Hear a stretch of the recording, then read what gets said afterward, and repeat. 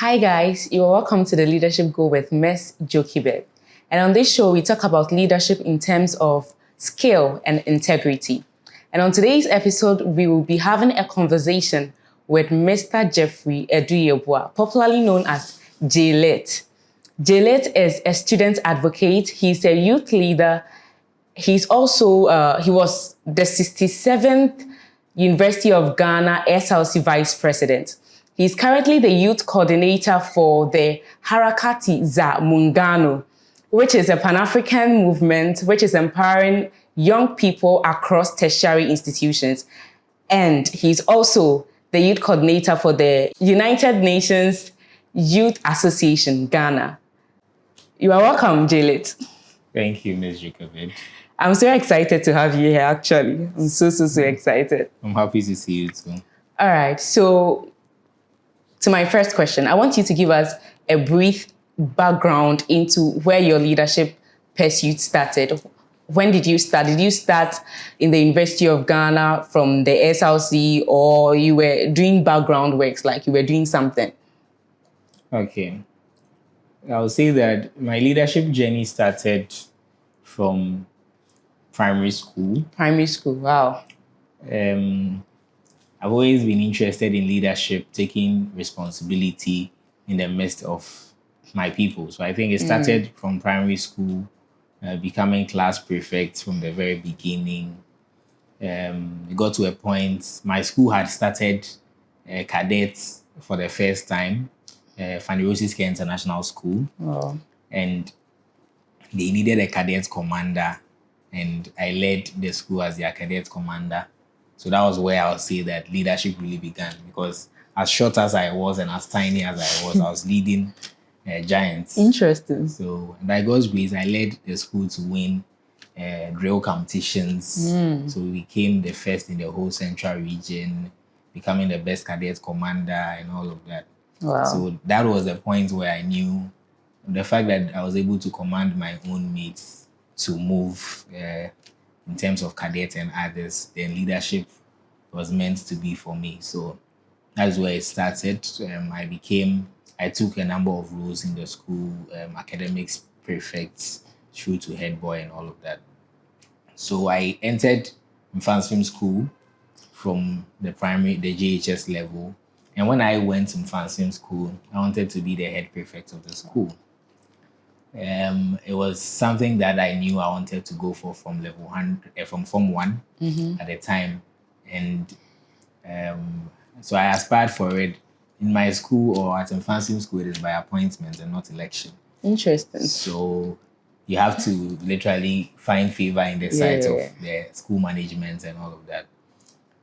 Unfortunately for me, I wasn't appointed, and it broke me. Oh. That yes, I thought I had worked enough to deserve it. Okay. But that was the exact place I learned that the fact that you deserve something doesn't mean you have to get it. Yes. You have to fight for it. Yes. You have to fight for it. And even if you fight to the latter and you don't get it, it doesn't necessarily mean you never deserved it. But God in his own time will honor you. Okay.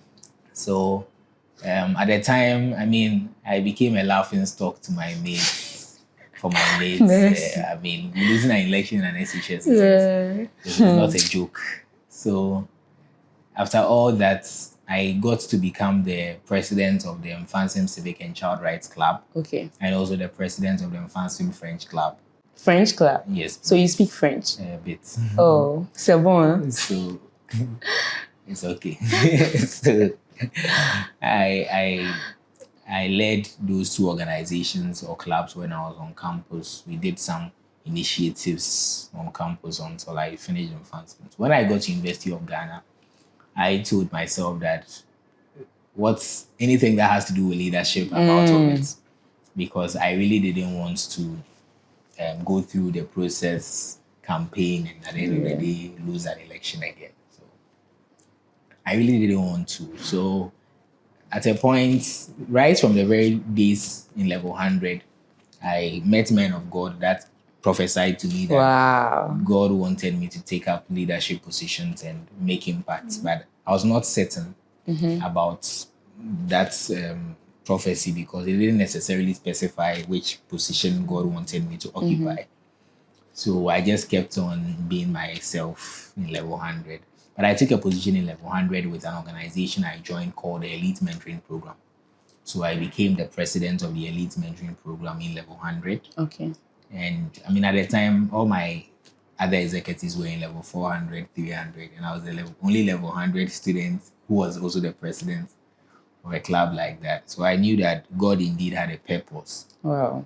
Purpose. So from that, we moved on to level 200. But going into level 200, I had the confirmation that it was SRC presidency God was looking at for me. So I needed to position myself well, especially at the department level, since political science department holds the highest number of students a department has. So I joined process activities and all of that. And by God's grace, right in level 200, I emerged the Vice President of Political Science Students Association to Prince AJ. And from there, the agenda was set and ready to be cooked. So I prepared myself adequately to run for SRC presidency. Wow. And God being so good, He assured me that I was going to be there. So I did everything possible to help students. Anytime people mention my name, I'm known for what I did to help students academically, especially, and also in terms of their welfare. So students saw that in me and voted for me to serve as their vice president to Maradona and J. Guru. And we led the 67th SRC administration until I completed school. Wow, such an interesting story. I guess. Okay, so my question is it possible to lead without necessarily being in a leadership portfolio? I think so.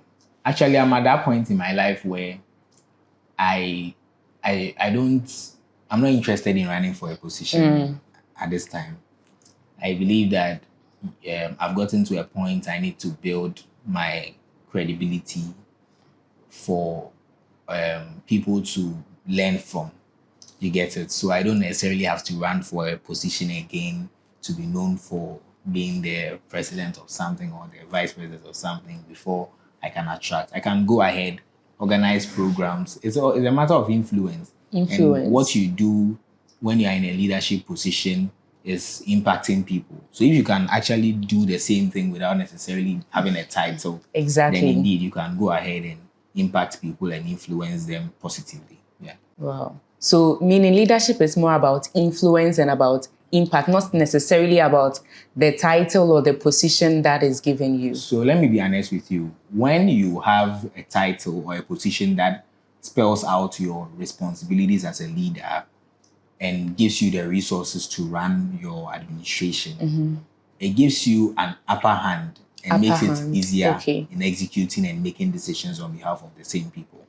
So if I hadn't won my election, probably I would have still helped students, gone ahead too, but I wouldn't be in the grand scheme of things when it came to making decisions for students. So I'll say that it is a blend of the two. I led without being in position because there were a number of times I organized extra classes for students and all of that. And thousands of students would come. That is leadership. I wasn't in a particular position, but people see that Jalit is doing this and they will all come and learn from me. So I think that you do that until you get to a point where you are eligible to lead in a position or in a leadership title. Yeah. Okay. So also, I would like to know, what has student politics, engaging in student politics, taught to you as a person? The first thing it has taught me is how to deal with people. Okay, people management. People, yes. Because I've learned two things, that people can either make or unmake you. The same people that brought you into office, you get into office and you are working with them and then you become something else. Okay. I was generally admired by students, especially for the good things I offered to them. But unfortunately for me, there were times where SRC was in crisis and the same student will come at you and yell out, spit out insults and all of that. And I sometimes wondered that do they sometimes forget that we are students like them?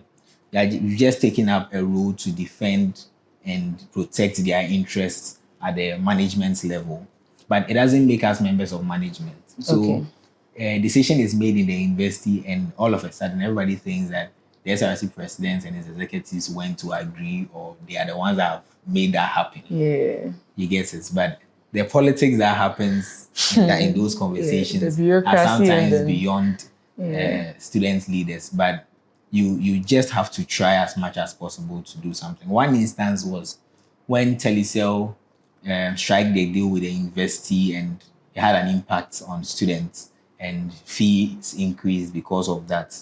We went ahead to fight that it was made optional for the students' populace. We promised that it was going to be done. Unfortunately, by the time it was done, we're even out of office. But we are happy that we were able to still fight for it to be made optional, because at the end of the day, it has changed the perspective of students. But it will shock you that up till now, majority of students are actually on the same thing they spoke about, or they insulted us about. The same people are still on the Telecel bundle. So it tells you that students or people can be very interesting. Yes. Very interesting. Yes. So you just have to find a way to deal with them. Wow. And then one thing too is people come from different backgrounds. People have different perspectives and how they deal with situations. So when I first entered into office, I had a very open heart and goodwill to work with everybody. But it got to a point I realized that my fellow executives, appointees and all had different views about certain things. So sometimes you have to lobby them to agree to what you want to do. Sometimes it makes you question exactly what you want to do, because I'm doing something in the interest of everybody. You go to the General Assembly and people are, fighting against it. Yeah. So it just teaches you how to deal with people, basically. Wow. Yeah. Wow. So for an emerging student leader, what is the one skill that you feel like the person should spend time in mastering in terms of leadership? Service. Service. Why service? I think service is a skill that everybody needs, because when you serve, you don't put yourself above the people that you are working with. Honestly, it gets tempting when you are in a leadership position as such. You sit in your office, fellow students are coming to you, and then it feels like you're on top of the world. You're the boss. But it is not that. And one thing that you must always or constantly remind yourself is that if you are in a position like that, it is the vote of people or the will of people that have been given to you to administer whatever you are doing. So service is a skill, because humility runs away when you are put in office. And humility runs away when you are put in office. And pride opens the next door for you. Wow. So you must do everything possible to resist the temptation to be prideful, because of the benefits or the good things that your new position comes with. Wow. There are some things that ordinarily, because of your new position, you may not be able to do. Because, you don't expect your SRC president to be walking around anyhow or being in lines buying food. And so stuff like that will stop. Other people would have to work with you and help you in that regard. But how you even treat the people that are helping you is what will show whether you are being humble or prideful. So you need to master the art of service. Service, yes. And I think service comes with humility. And service comes with humility, yeah. So servant leadership is top. It's the best skill you need. All right, wow. And then, okay, so I would also want to know what inspires you to lead? What inspires me to lead is, I believe God has placed something in me that humanity needs. I have a special kind of way I make things happen, even if they look like they won't happen. Okay. So we may look at a situation, and I'm very ambitious when it comes to dealing with matters. So we'll talk about the solutions, give ourselves the set timelines and make it happen. So one thing I realized somewhere in level 200, 300, even before SRC and even after during SRC was that I would have done the students of University of Ghana a bad. I want to construct my words well. I would have done them A disservice. good if I never aspired to be in leadership. Because I realized that a lot of those I worked with and certain student leaders or aspirants who wanted to be in the same position, they didn't have the kind of heart I had. And it would have been a different situation. What kind of heart are you talking about? A selfless heart. A heart that doesn't care about personal gains, but the interest of his own people.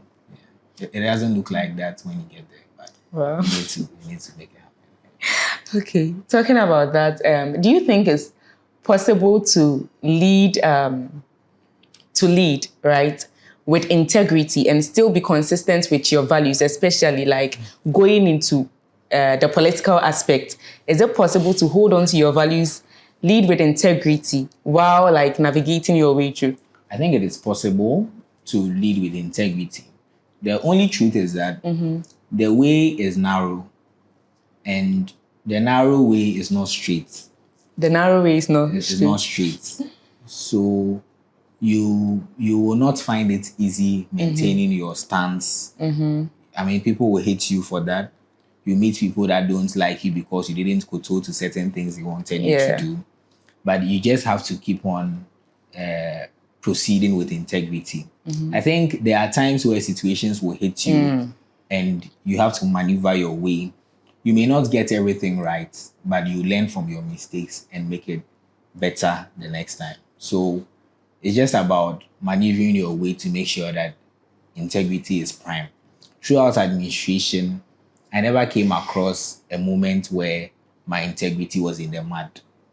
It never happened. Wow. And even in times where certain things were attached to my administration, fortunately for me and unfortunately for the actors in that situation, I wasn't present.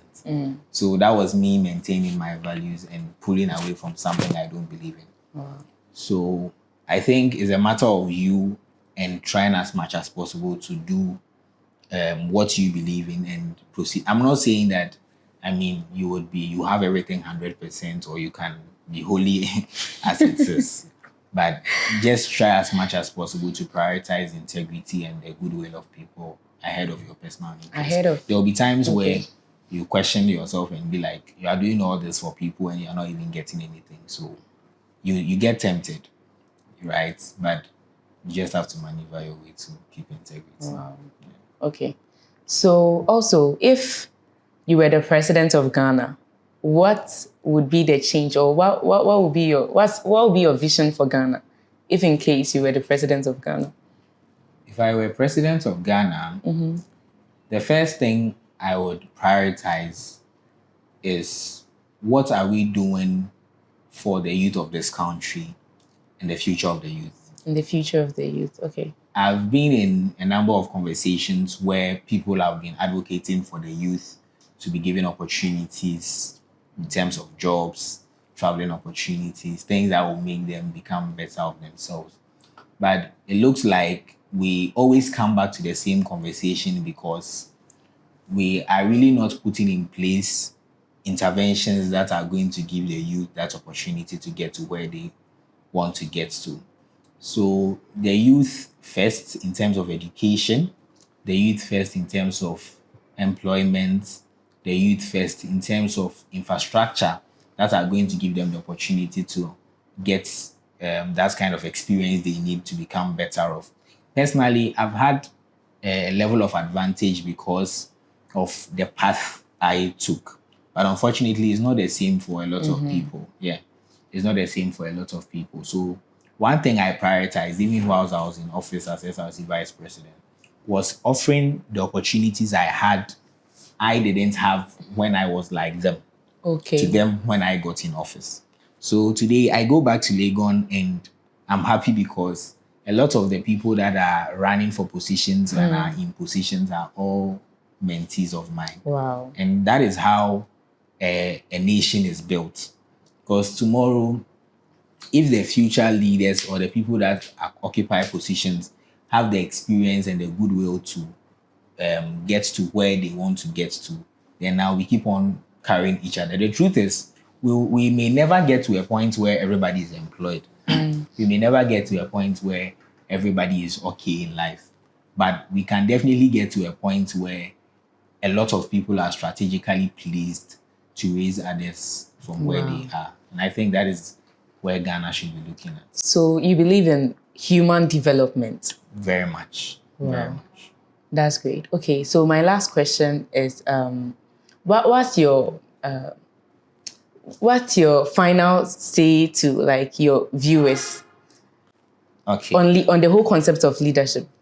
For me, I think that leadership begins with you. Leadership is when you wake up in the morning and you decide whether to go and bath, brush your teeth, and get up and grind to cater for yourself, or just lay in your bed and sleep.